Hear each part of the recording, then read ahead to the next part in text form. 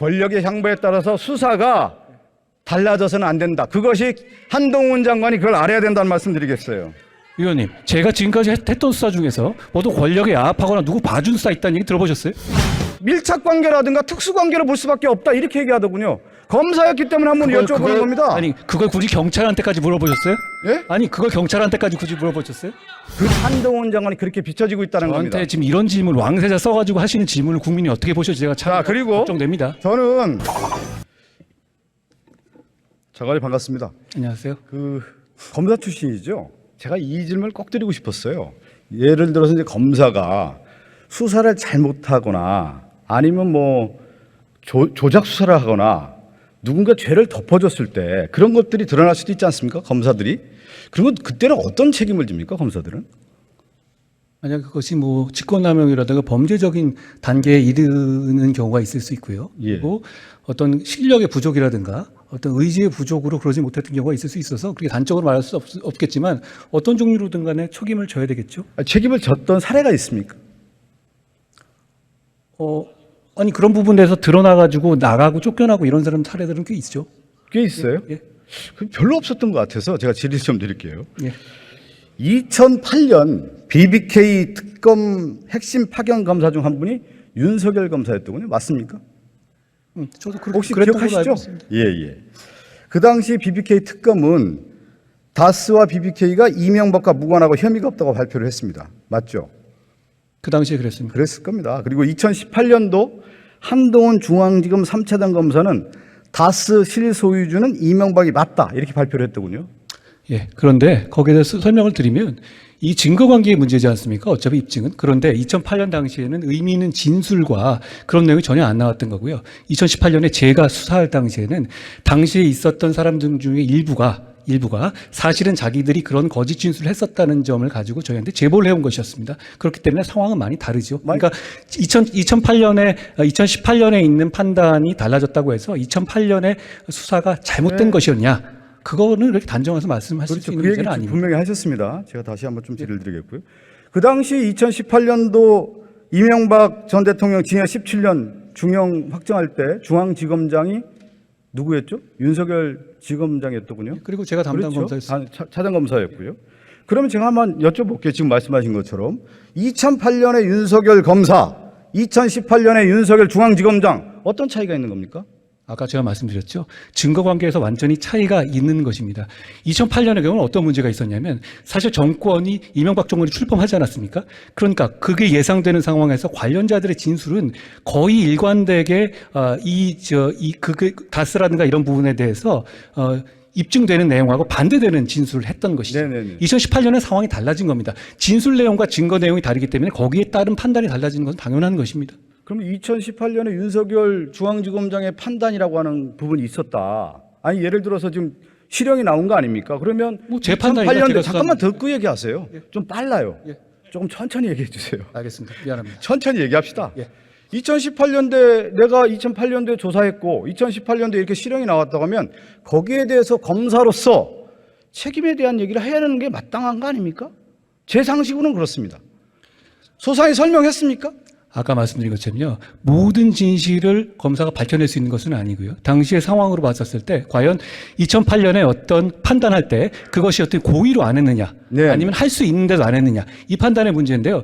제 생각에는 제가 2018년에 이 내용을 밝혀냈지만 제가 2008년에 돌아왔어도 이걸 밝혀냈을 것 같지는 않습니다. 그러면 2008년에 잘못된 판단이었다. 이렇게 얘기를 하시는 잘못된 거군요. 판단이라는 게 아니라 증거를 제대로 확보하지 못했고 그럴 만한 이유가 그 있었다는 당시 말씀. 2008년도에 특검했던 검사들 다 영전하고 승진하고 다 잘 됐더군요. 보니까. 자, 그러면 지금 얘기한 것처럼 BBK 사례를 봤을 때 2008년도에는 옳았는데 2018년도에는 그것이 틀릴 수도 있는 거 아닙니까? 맞죠? 증거가 새롭게 나올 수 있는 거 아니겠습니까? 새롭게 나올 수 그렇죠. 있는 부분은 당연한 겁니다. 그러면 만약에 이런 경우에는 새로운 사실이 나왔을 경우에 책임의 소지는 없는 겁니까? 그러면 검사들의 책임의 소지는 아예 없습니까? 아까 말씀드렸던 것처럼 2008년에 했던 것이 어떤 정권에 야합하기 위해서 어떤 봐주기 수사를 했다든가 나온 증거를 일부러 못 본 척 했다든가 할 수 있는 것이었는데 안 했다든가 하면 당연히 책임을 물었어야 했죠. 만약에 2008년에 제가 2018년에 확보한 자료들을 갖고 있었음에도 불구하고 그런 판단을 했다면 당연히 책임을 져야 합니다. 그런데 그러진 않았던 겁니다. 자, 그러면 지금 얘기한 것처럼 제가 한 번만 정리할게요. 이명박 사건 2007년도에 중앙지검에서 최재경, 김기동, 김홍일 수십 명의 수사 인력이 투입해서 무혐의 처분을 했습니다. 그것이 부족해서 2008년도에 윤석열 검사를 비롯해서 정호영 특검이 수사를 했는데 무혐의 처분을 했어요. 근데 2018년도에 윤석열 중앙지검장 한동훈 3차장 검사가 수사해서 유죄를 확정했습니다. 맞습니까? 이 팩트는? 맞습니다. 예, 그러면 김건희 수사는 어떻게 되는 겁니까? 거기서 그 얘기가 어떻게 연결되죠? 김건희 수사를 한번 넘어가 보자고요. 김건희 수사 하는 겁니까? 안 하는 겁니까? 지금 현재 계속 수사 중이라는 말씀드리고요. 검찰이 공정하게 수사해서 결론을 내릴 거라고 생각합니다. 저는 뭐 그렇게 얘기하시니까 제가 얘기를 한번 드려볼게요. 네.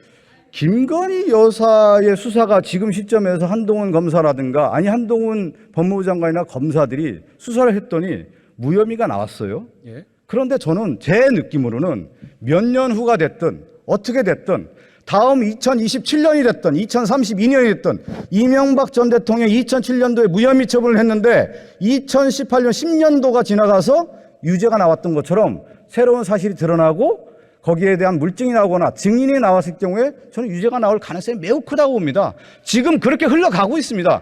한동훈 장관은 어떻게 생각하세요? 만약에 나중에 새로운 증거가 나온다. 그랬을 때 처벌하는 건 정상적인 사법 시스템입니다. 자, 위원님. 아까 말씀하신 것처럼 윤석열 검사가 2007년에 판단했던 거 다른 판단을 2018년에 바로 그 윤석열 검사가 한 겁니다. 이게 우리 사법 시스템 아닙니까? 만약에 과거에 그런 과오가 있었다면 이런 판단하지 않았지 않았을까요? 그러면 제가 이렇게 돼요. 저는 2007년도를 여러분 다 기억하실지 모르겠지만 저는 검사들이 이명박 사건 뭉갰다고 봅니다. 뭉개서 덮어줬다고 봅니다. 그렇게 해서 수사가 덮어졌고 그 결정적인 계기는 뭐냐면 2017년, 18년도에 어떤 일이 있었냐면 이명박의 가장 절친인 김백준이라는 사람이 총무비서관인 사람이 증거를 제출하지 않았습니까? 그래서 드러난 건데 그것이 왜 결정적이 드러났을까요? 권력의 향배에 따라서 검찰의 수사가 달라졌기 때문에 드러난 거 아닙니까? 위원님, 팩트가 다른 게요. 팩트가 다르지 않습니다. 김백준 사건은 제가 압수수색을 한 거지 본인이 갖고 온 게 아닙니다. 김백준의 증언에 의해서 그것을 압수수색하게 된 것이죠. 위원님, 제가 검사 아닙니까? 제가 그 정확하게 알죠. 그렇지 않고요. 다른 그렇지가 않은 게 아니라 그 당시 보십시오. 김백준의 가장 결정적 증언 때문에 이명박 사건이 드러난 겁니다. 위원님, 지금 이거는 제가 그건 수사한 사람인데 저랑 논쟁이 안 되시죠. 그렇지 않습니다. 논쟁이 안 된다는 건 저도 팩트 가지고 얘기하는 겁니다. 당시에 압수수색에서 나온 자료를 가지고 한 것이고요. 그게 선우가 잘못되어 있습니다. 예. 어쨌든 압수수색을 했는데 김백준의 증언이 결정적인 계기였습니다. 그건 제가 알고 있고요. 저는 그래서 김건희 수사가 지금 검찰에서 뭉개고 있는데 저는 먼 훗날 다시 드러날 거라고 봅니다. 그랬을 경우에 한동훈 장관이 이렇게 뭉개고 있는 수사에 대해서 책임을 소재는 없습니까? 제가 수사에 관여하지 않고 있는데 수사에 관여하지 않았다고 하지만 지금 법무부가 실질적으로 한동훈 장관이 검찰에 장악되고 있다 이렇게 보고 있지 않습니까? 국민들이 다. 아니 과거에는 어쩐지 모르지만 제가 지금 수사 지휘권조차 행사하지 않고 있는데 제가 무슨 지난 정권처럼 수사 지휘권을 발동합니까? 뭐 검사들을 좌천시킵니까? 그러지 않고 있거든요. 그래 다시 한번 넘어가 볼게요. 예? 김건희 여사 제가 앞서 생각이 딱 나더라고요. 우리 정청래 위원이 한동훈 장관과 김건희 여사의 카톡 얘기를 물어보더라고요. 저도 좀 생각이 나서 그러는데 저는 직장 생활을 수십 년 했는데 선배 부인하고 카톡을 하거나 전화를 해본 적이 없어요. 이게 일반적인 상식의 수준입니까? 위원님, 이거 얘기해 보세요. 사적인 관계에서 얘기한 겁니까? 아니면 공적인 관계에서 얘기한 겁니까? 아까 제가 말씀드렸죠. 저 이거 대부분의 경우가 아니 그냥 사실을 얘기해 주세요. 제가 얘기하잖아요. 예. 윤석열 당시 총장과의 얘기를 한 것이라는 걸 분명히 얘기 드렸고요. 그렇죠? 아니 위원님, 아니 그 카톡을 김건희 여사랑 카톡했는데 총장하고 얘기한 겁니까 그게? 이거 여러 번 얘기한 건데요. 아니 여러 번 얘기해 상식적으로 이해가 안 되지 않습니까? 연락되지 않을 때 전화를 연결해 달라고 했던 것이고 그리고 그 과정에서 그걸 가지고 연결해 가지고 서로 간에 대화 나누고 자료를 넣어드린 겁니다. 그거 이상할 게 하나도 없습니다. 위원님, 잠깐만 하나 여쭤볼게요. 그러면 하나만 더 질의할게요. 그러면 한동훈 장관 부인하고 후배 검사가 지금 보고하고 그렇습니까? 장관에 대한 얘기를 합니까? 위원님, 그게 그렇게 일반화가지고 얘기하시는 아니 문제는 일반화가 아니고요. 아니라 저는 만약에 제가 검사라든가 수사 경찰관에게 물어봤어요. 선배의 부인과 후배가 카톡을 했다. 이걸 어떤 관계라고 보았느냐? 아주 밀착 관계라든가 특수 관계로 볼 수밖에 없다. 이렇게 얘기하더군요. 검사였기 때문에 한번 여쭤보는 겁니다. 아니 그걸 굳이 경찰한테까지 물어보셨어요? 예? 아니 그걸 경찰한테까지 굳이 물어보셨어요? 그 정도로 관계를 했다라는 것은 특수 관계. 그러면 한번 얘기해 보세요. 위원님. 어떤 얘기를 한 겁니까 아니, 도대체? 얘기를 하라고 하면서 제 말을 자꾸 막으세요. 예? 얘기를 하라고 하면서 말을 막지 마시고요. 예, 하세요.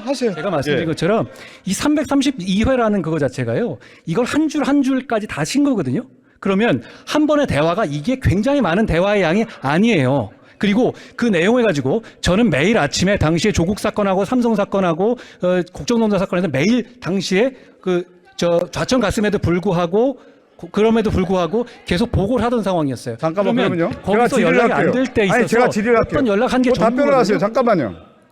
그러면 예. 윤석열 총장에게 보고하는 차원에서 김건희 여사 휴대전화를 이용했다 이렇게 되는 거 아닙니까? 아니, 전화가 안 될 때 잠깐 이거 왜 전화 들어보세요. 안 제 받으시냐고 얘기 연락한 들어보세요. 거예요. 아니, 제 말씀을 들으셔야지 저한테 물어보시면서 왜 제 말씀을 안 들으십니까? 그러면 예.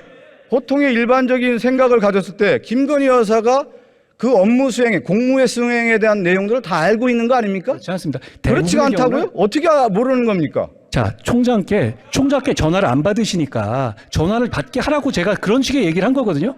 그런 얘기가 뭐 이상하죠? 저는 제 비서가 제가 연락이 안 된다고 제 부인에게 연락하지 않습니다. 의원님은 안 그러실지 모르겠지만 예. 그 당시 상황에서 제가 대부분의 경우에 부산에 좌천돼 있을 때고요. 그 과정에서 필요한 연락을 한 거죠. 의원님, 제가 이거 여쭤보세요. 제가- 아니, 도대체 얼마나 할 말이 없으면 아직까지 얘기를 하십니까? 할 말이 없는 게 아니라 이것은 뭐냐면 한동훈 장관과 김건희 여사 윤석열 대통령이 상당히 특수관계라는 게 드러나는 것이죠. 자, 그래서 잠깐만요. 예. 김건희 여사 사건이라고 하는 것이 저는 수사가 안 들리- 아니 제가 안 잘 들어보세요. 들려가지고요. 앞으로도 예? 이것은 잘안 진화하는 들리- 거예요. 진화. 생명이에요. 생명. 수사도 생명이라고 들어요. 그래서 제가 이 순간에 김건희 여사 이렇게 뭉갠다고 해서 앞으로 이것이 뭉개질 수 없다라는 문제를 제가 지적하고자 하는 겁니다. 그래서 제가 그 얘기를 드리고 싶습니다, 지금. 예. 권력의 향보에 따라서 수사가 달라져서는 안 된다. 그것이 한동훈 장관이 그걸 알아야 된다는 말씀 드리겠어요. 의원님, 제가 지금까지 했던 수사 중에서 모두 권력에 야합하거나 누구 봐준 수사 있다는 얘기 들어보셨어요? 저는 그렇게, 자, 하나만 더 여쭤볼게요. 윤석열 대통령이 대선 과정에서 왕자 쓴 거 알죠? 의원님, 그거 저한테 물어보실 일 아니잖아요, 지금. 예. 지금 한간에 그런 얘기를 하는 거예요. 그러면 왕세자가 도대체 누구냐? 세자책봉했다. 그것은 바로 한동훈 장관 아니겠느냐? 권력의 실세로 지금 다 의원님, 인정하고 이거 있는 거 사진까지 아니겠어요? 만들어 오셨어요? 예? 사진까지 만들어 오신 거예요? 이거 질문하시려? 자, 민주주의에서 있어서 대통령에게 통수권을 주는 데 있어서 가장 중요한 권한은 뭐냐면 공권력이에요. 군 통수권, 경찰권, 공권력을 주는 거고 더 중요한 건 인사권을 통해서 일을 하라 이렇게 주는 겁니다. 제가 보통 그래서 대통령은 민정수석이나 직할체제에서 인사권을 주는 거예요. 한동훈 장관에게 인사검증단을 줬다라는 것은 어느 정도 권력을 이양해줬다 이렇게 해석이 되는 겁니다. 의원님, 혹시 지금 정부 요직 중에서 제가 누구 밀어서 됐다는 얘기 들어보셨습니까? 인사가 비밀리에 되는 거거든요. 어? 제가 볼 때 인사검증단을 줬다라는 것은 인사권을 일부에 할양해줬다 이렇게 보는 거예요. 잘못 보신 권력 겁니다. 아닙니다. 권력의 관계에 있어서는 인사권을 줬다라는 것은 막대하는 권한을 줬다 이렇게 보는 겁니다. 한동훈 장관이 그렇기 때문에 저는 실세라고 보는 겁니다. 많은 사람들이. 그리고 또 하나 결국 제가 얘기한 거잖아요. 김건희 여사는 나중에 다시 조사가 되는 겁니다. 그래서 권력의 안전판이라고 하는 한동훈 장관을 해서 인사검증단 권력을 준 것이 아니냐. 한동훈 장관을 보호막으로 삼는 것이 아니냐. 이렇게 보고 있는 겁니다. 잘못 보고 계시는 겁니다. 아, 그렇지 않습니다. 그렇게 정치는 내가 보여지는 모습이 아니라 국민이 어떻게 보여주느냐, 비춰지느냐에 가장 중요한 겁니다. 한동훈 장관이 그렇게 비춰지고 있다는 겁니다. 저한테 지금 이런 질문 왕세자 써가지고 하시는 질문을 국민이 어떻게 보실지 제가 참 자, 그리고 걱정됩니다. 저는 한국 정치의 중심에 지금 검찰이 들어가 있어요. 검찰이 들어가 있는데 추후에도 2027년 대선 과정에도 저는 검찰이 상당히 영향력이 있을 거라고 봅니다. 한 예를 들게요. 지난 정부에서 그랬던 것처럼 말씀이신가요?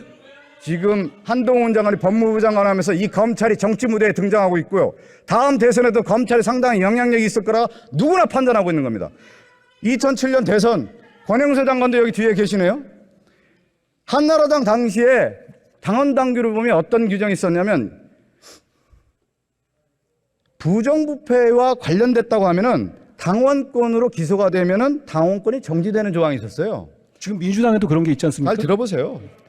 그래서 2007년에 정계 은퇴를 했던 이회창 전 총재가 이것은 당연히 당원권 정지되고 실질적으로 이명박 전 대통령이 기소가 되겠구나 해서 정계 복귀를 해요. 그런데 이게 뭐냐면 2007년 대선에서 검찰이 면죄부를 준 겁니다. 정치 개입을 한 거예요, 이것은. 그런데 그 당시에 그런 역할을 했던 사람들 누가 책임을 졌습니까, 도대체? 책임은 하나도 안 지고 있다는 거예요. 제 얘기는 결국 이명박 전 대통령이 그렇게 정치 무대에 등장했던 배경에 검찰이 있었던 겁니다. 지금 정치 무대에 검사들이 등장하고 있고 검사 독재가 이루어지고 있다, 이렇게 얘기하는 겁니다. 그건 민주당 주장이시죠? 제가 그럼 하나 질의를 할게요. 독재와 민주주의의 차이가 뭡니까, 한정원님? 위원님, 검사 독재란 말은 도대체 어디서 나오는 얘기입니까? 제가 드리는 말씀이에요. 독재와 민주주의의 차이가 뭡니까? 의사결정의 정당성을 의사결정을 정당성을 헌법과 법률에 따르는 것이 민주주의죠. 가장 결정적인 건 뭐냐면요, 민주주의와 독재의 차이는 임기가 있느냐, 책임을 짓느냐 안 지냐는데 지금의 검사들을 책임지지 않는 모습이 있다. 제가 그 얘기를 결정적으로 드리는 거예요. 김건희 수사를 제대로 하지 않았을 때 이 책임은 도대체 누구에게 있느냐, 이 말씀을 드리는 겁니다. 마지막으로 하나, 저는 한동훈 장관이 이제 본격적인 정치 무대에 들어갔고 정치를 할 거라고 봅니다. 하나 말씀드리면, 전두환 정권의 장세동, 노태우 정권의 박철원, 김영삼 정권의 김현철, 이명박 정권의 이상득, 박근혜 우병우, 공통적인 특징이 뭐였냐면 권력의 실세였어요. 저는 한동훈 장관이 지금의 장관으로서 권력의 권세는 저울입니다. 균형을 잃지 않았을 경우에 그 권력이 유지가 되는 거고, 한동훈 장관이 그 지위를 유지할 수 있는 겁니다. 지금의 그 모습에서 과거의 전철을 저는 밟지 않았으면 좋겠습니다. 말씀해 주세요. 예, 좋은 말씀 명심하겠습니다. 권력이라고 하는 것은요, 무게중심이라는 게 분명히 있습니다. 그 수사도 분명히 김건희 수사를 해야 된다는 목소리가 있는데 이거 고생하셨습니다.